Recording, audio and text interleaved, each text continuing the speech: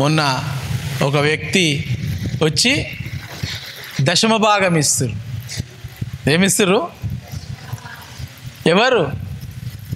మీలోకి ఒకరు.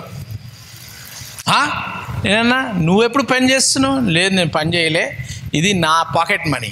ఏంటి? పాకెట్ మనీలోకి వెళ్ళి దశమ భాగం తీసి సంవత్సరం అంతా తీసి రూపాయి, 5 రూపాయలు, 10 రూపాయలు, 20 రూపాయలు అన్నీ దగ్గర చేసి పెడితే కొన్ని వందలు అయినాయి అవి. అసలు నేను తీసుకోవద్దు అనుకున్నా. నేను తీసుకోకపోతే వాళ్ళకి బ్లెస్సింగ్ రాదు కదా. దేవుడు సిస్టమ్ అట్లుంటుంది. మీకు బ్లెస్సింగ్ రావాలంటే నేను తీసుకోవాలా. నాకు వద్దు, నాకు ఫుల్ ఉన్నదంటే కూడా తీసుకోవాలా. దేవుడు పెట్టిన సిస్టమ్ అది. నేను తీసుకోలేదంటే మీ బ్లెస్సింగ్ స్టాప్ అవుతుంది. అర్థమైందా? ఇప్పుడు చెక్ బుక్ నా దగ్గర ఉన్నది, ఓకేనా? మీరు ఆ చెక్ తీసుకొని బ్యాంకులో వేయకపోతే మీకు పైసలు వస్తాయా? అట్లనే మీరు తెచ్చి ఈ బ్యాంకులో వేస్తే దేవుడు దాన్ని మీ అకౌంట్లో వేస్తాడు. చూస్తారు, అది రౌండ్ సర్కిల్. అర్థమవుతుందా మీకు? దేవుడు అట్లా చేసిండు, ఆ సైకిల్ అట్లా చేసిండు రౌండ్.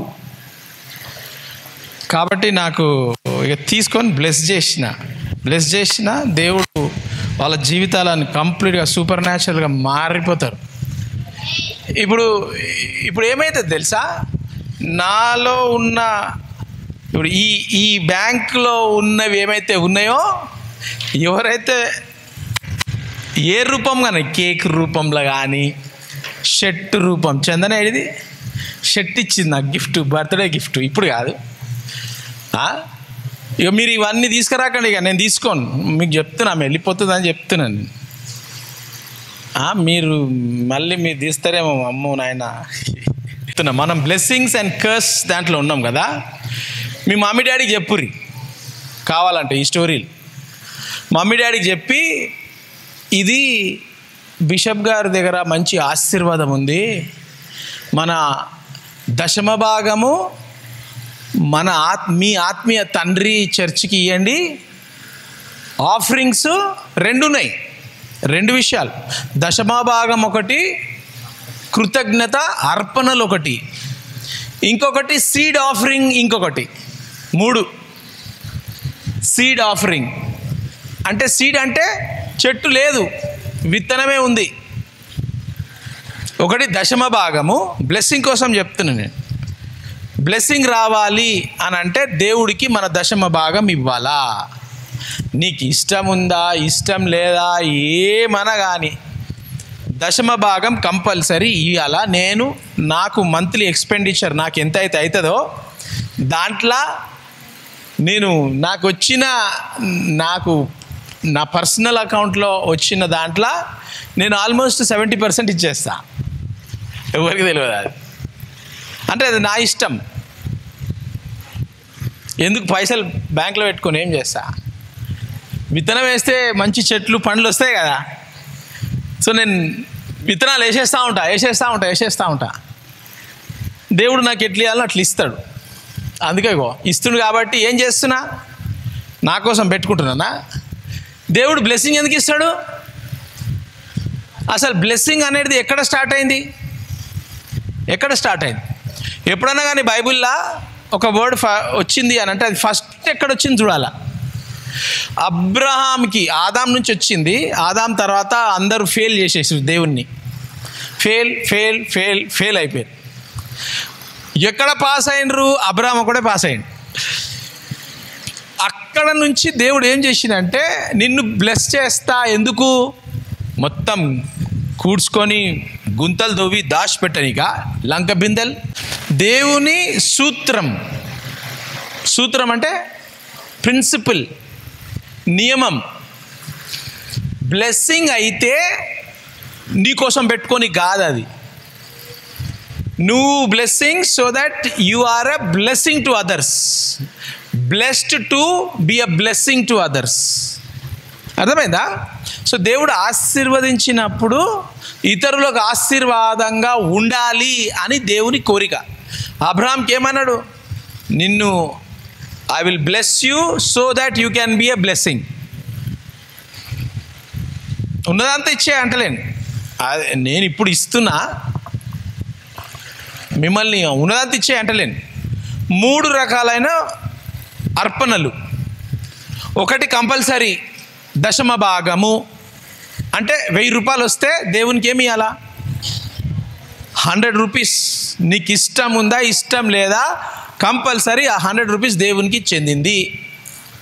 జీతం రాగానే, పాకెట్ మనీ రాగానే, ప్రాఫిట్ రాగానే, జాబ్ల ప్రాఫిట్, బిజినెస్ల ప్రాఫిట్, ఎక్కడన్నా ప్రాఫిట్ రాని, ఫస్ట్ థింగ్ 10% దేవునికి ఇచ్చేసేయాల. అంత అయిపోయినాక ఇవ్వకండి, అంత అయిపోతే ఏం మిగిలదా. ఫస్ట్ ఇచ్చేసిన తర్వాత ఎవరెవరికి ఇవ్వాలో అప్పుడు చూడండి. అది మీ లైఫ్ కానీ, స్టాఫ్ లైఫ్ కానీ, మీ మమ్మీ లైఫ్ కానీ, ఎవరన్నా కానీ అందరికీ ఇది వర్తిస్తుంది. అది నంబర్ 1 బ్లెస్సింగ్ మనం చేయాలా. ఆ దశమ భాగం ఎక్కడ ఇవ్వాలా? మీ ఆత్మీయ తండ్రికి ఇవ్వాలా, దేవుడికి. అది దేవుడు ఏమన్నాడు? దశమ భాగం ఫస్ట్ దేవునికి ఇవ్వాలా అని అన్నాడు. దశమ భాగం ఓకే సార్ దేవునికి ఇస్తామని ఒక ఆయన ఏం చేసిండు, మీలాంటి మస్తు సైంటిస్ట్ ఒకడు పైసలు తీసి ఇట్లా విసిరేసినట. దేవాని పైసలన్నీ నీకే తీసుకో అని ఇచ్చేసినట. 10% కాదు 100% వేసేసినట. దేవుడు నువ్వు ఎంత కావాలంత తీసుకో, ఏవైతే కింద పడితే అన్నీ నావే అన్నాడట. తీసి దేవా నువ్వు ఇచ్చినావు ప్రభువా, ఏం చేసిండు, మొత్తం పైసలు తీసుకొని జీతమంతా ప్రభువా నేను మొత్తం నీకు ఇచ్చేస్తా ప్రభువా, 10% నువ్వు ఇవ్వమన్నావు కానీ నేను ఎంత ప్రేమిస్తున్నా నిన్నంటే, చూడు ప్రభువా నువ్వు ప్రభువా ఆకాశములో ఆసీనుడై ఉన్నావు ప్రభువా, ఇగో నీకు మొత్తం ఇచ్చేస్తా ప్రభువా, తీసేసుకో. దేవదూతలను పంపించి ఎంబడే మొత్తం 1 2 3 రిసీవ్ అని వేసేసినట మీదికి.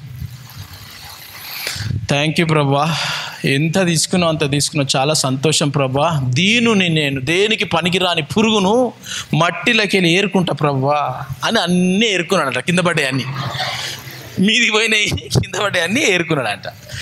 ఎన్ని పోయినాయి మీదికి ఎవరికి తెలుసు? 10%. ఒక్కరు కూడా పోలేదా? అమ్మ మీరు చాలా పెద్ద సైంటిస్టులు ఉన్నారు. మేము అనుకుంటారేమో అనుకున్నా నేను. అట్లా హుషారు ఉండకరి, అది కన్నింగ్నెస్ అంటారు. ఏమంటారు? అరే ఎంత స్మార్ట్ ఆన్సర్ ఇచ్చింది అని అన్నారు. అది కన్నింగ్, కుయుక్తి. సాతాన్ గాడు వాడు ఆడు కుయుక్తులు చేస్తా అంటాడు, కన్నింగ్నెస్. ఆడు కన్నింగ్ స్నేక్ అంటారు. కాబట్టి దేవుడు దశమ భాగం అట్లా ఏమంటలేడు.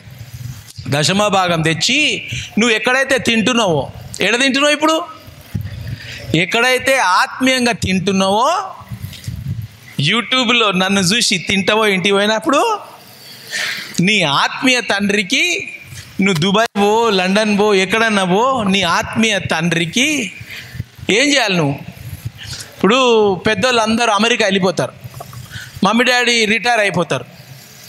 ఏం చేస్తారు వాళ్ళు? పోనీ సావని నాకేం చేసేది మమ్మీ డాడీ?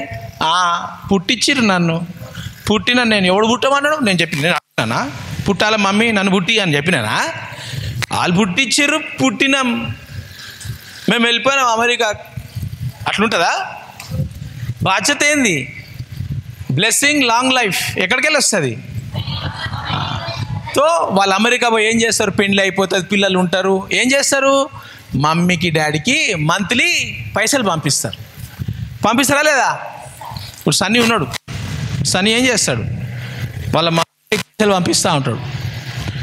సన్నీ వాళ్ళ మమ్మీ డాడీకి పైసలు పంపిస్తూ ఉంటాడు అమెరికాకి వెళ్ళి. అర్థమవుతుందా? అట్లా మీరు కూడా ఆత్మీయ తండ్రి ఇక్కడ ఉన్నారు, జీసస్ వేలో ఉన్నారు కాబట్టి మీ జీవితాలు కట్టబడుతున్నాయి. కాబట్టి మీరు ఎక్కడైనా వెళ్ళిపోండి, ఎక్కడైతే సంఘంలో ఉన్నారో, ఒకవేళ ఎక్కడన్నా వేరే దగ్గర వెళ్ళిపోయినారు అని అంటే నాతో యూట్యూబ్లో టచ్లో ఉండండి, ఫోన్లో టచ్లో ఉండండి, మెసేజ్లలో టచ్లో ఉండండి, ఉండి ప్రార్థన చేయండి. మీరు ఇస్తేనే నేను జీసస్ వే కట్టదాన్ని కాదు. మీరు ఎవరైనా ఇచ్చిరా? ఇప్పటివరకు ఎవరు ఇవ్వలేదు. జీసస్ వే కడుతున్నాం కదా, దేవుడు ఇస్తాడు. కానీ ప్రార్థన చేసి ఒకవేళ మీకు ఇవ్వాలి అని అంటే క్యూఆర్ కోడ్ ఉంటుంది, బ్యాంక్ డీటెయిల్స్ ఉంటాయి, అవి ఉంటాయి ఇవి ఉంటాయి, ఇవ్వండి. ఇస్తే నా మీద బ్లెస్సింగ్ ఎవరికి వస్తుంది? ఎవరికి వస్తుంది?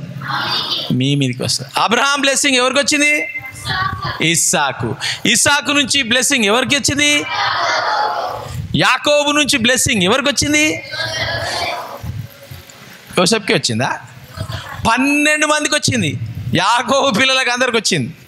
గోత్రాలు అయిపోయారు. వాళ్ళు ఏమైనారు? గోత్రాలు అయిపోయి బ్లెస్సింగ్స్ వచ్చేసినాయి వాళ్ళకి. రాజులు, పెద్ద పెద్ద గ్రేట్, అసలు వాళ్ళని తట్టుకోలేకపోయారు దేశాలు. అర్థమవుతుందా బ్లెస్సింగ్? ఇది సీక్రెట్, ఇది మర్మం, చిట్కాలు చెప్తున్నా మీకు. ఈ బ్లెస్సింగ్లో మీరు పాల్గొనండి, ఓకేనా? జీసస్ వేకి 10% ఇవ్వండి. ఇష్టం ఉందా లేదా? ఒకళ్ళు ఇచ్చిర్రు మనకు, మీరు చూడండి వాళ్ళ లైఫ్ బ్లెస్ చేసిన దేవుడు సూపర్ న్యాచురల్ బ్లెస్ అయిపోతారు. అది ఎప్పుడు బ్లెస్ అవుతారు? నువ్వు పైసలు ఇచ్చేసినాక బ్లెస్ అట్లా కాదు, దేవుళ్ళు ఉండాలి. మళ్ళీ అబ్రహాం దేవుని వదిలిపెట్టి వెళ్ళిపోయాడు పైసలు ఇచ్చి, అట్లొద్దు. 10% ఇవ్వాలా, దేవునిలో ఉండాలా, దేవుని సూత్రాలు పాటించాలా. అది. రెండోది ఆఫరింగ్స్, కృతజ్ఞత అర్పణలు. ప్రభువా, ఈరోజు నేను యాక్సిడెంట్ అవుతుండే నన్ను కాపాడిన ప్రభువా, కాపాడినకు నేను కృతజ్ఞత అర్పణ. ఏంటి? Thanks giving offering. Thanks giving offering వేరే, 10% వేరే. ఇప్పుడు నువ్వు 10% 10% ఇస్తావు. థ్యాంక్స్ గివింగ్ ఏమిస్తావు? నీ హృదయములో నువ్వు ఏమైతే తలంచుకున్నావో 10%, 15% తెచ్చి మళ్ళీ మీ ఆత్మీయ తండ్రికి థ్యాంక్స్ గివింగ్ ఇస్తావు. అర్థమైందా? ఇది దేవుడు చెప్పిన సిస్టమ్, ఇది బైబిల్ చెప్పిన సిస్టమ్. దేవుడికి ఇచ్చేసి దేవుడు తీసుకో కాదు. దేవుడు ఎవరికి ఇవ్వమన్నాడు?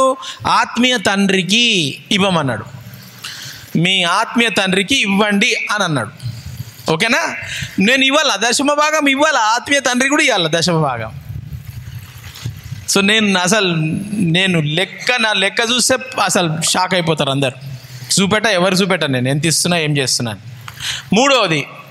మూడోది ఎందుకు ఇవ్వాలి సార్? ఆల్రెడీ 2 ఇచ్చినాం కదా సార్, మూడోది ఎక్కడికి వెళ్ళి ఇవ్వాలా సార్? మూడోది సీడ్. సీడ్ ఏంటి? దేనికి సీడు? ఇప్పుడు మీకోసము నేనేం చేస్తున్నా, మీకు రింగులు, ఈ రింగు దాని కొరకు వస్తలేవు. ప్రేయర్ చేస్తున్నాం మనకు డబ్బులు కావాలా, ఎన్నో కావాలా స్కూల్ కోసం. అప్పుడు ఏం చేయాలా? ప్రభువా, ఇది నా విత్తనం, ఇది ఎప్పుడు వస్తుందో ఎప్పుడు రాదో ప్రభా, ఈ విత్తనం ఇస్తున్నా బై ఫేత్. దానికోసం ఇస్తున్నా, ఈ బిల్డింగ్ కోసం ఇస్తున్నా, ఈ బండి కోసం ఇస్తున్నా, నేను 10th క్లాస్ పాస్ అవ్వాలని ఇస్తున్నా. చదవకుండా పాస్ అయితే గారు చెప్పలేం, దేవుడు మిరకిల్ చేయొచ్చేమో, నాకు తెలియదు.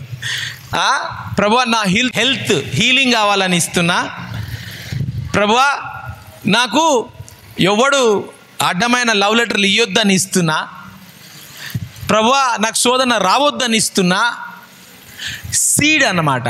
ఆ సీడును ఇచ్చినప్పుడు దేవుడు నీకు ఏదైతే కోరుకుంటున్నావో దాని ప్రకారం, దేవుని చిత్తం ప్రకారం, మళ్ళీ నీ ఇష్ట ప్రకారం కాదు, ఆయన చిత్త ప్రకారం అడిగితే ఇస్తాడంట. నాకు ఆమె కావాలా, నాకు వాళ్ళ ఇల్లు కావాలా, అట్లా నడవదు అది, ఓకేనా? Tights, thanks giving offering, seed offering. ఇంకా బైబిల్లో చాలా ఆఫరింగ్స్ ఉన్నాయి. ఇవి 3 మీరు గుర్తుపెట్టుకుంటే చాలు. గుర్తుపెట్టుకొని చెయ్యండి. అది కంపల్సరీ. టైట్స్ మాత్రం మీరు మిస్ కాకండి. థ్యాంక్స్ గివింగ్ మిస్ అయితే, సీడ్ మిస్ అయితే ఏం ప్రాబ్లం కాదు, కానీ దేవునికి కృతజ్ఞత చెల్లించుకోవాలి, మనం ఇవ్వాలా, అది మంచిది. ఎవరైనా మీకు ఇవాళ పిల్లలు వచ్చారు కేక్ తీసుకొని, అబ్బా థ్యాంక్ యూ అని చెప్పిన నేను. కాబట్టి ఆ థ్యాంక్స్ గివింగ్ గ్రాటిట్యూడ్ ఉండాలా. మనం బ్లెస్సింగ్స్ అండ్ కర్సింగ్ సిరీస్లో ఉన్నాం. ఆ సిరీస్లో మనం కర్సెస్ గురించి చూసుకుంటా ఉన్నాం. మన జీవితంలో కర్స్ ఎక్కడొస్తుంది? కర్స్ ఎక్కడొస్తుంది అని అంటే 10% ఇవ్వకపోతే కర్స్ వస్తుంది. దేవునికి కృతజ్ఞతగా మన హృదయం లేకపోతే కర్స్ వస్తుంది. అర్థమవుతుందా?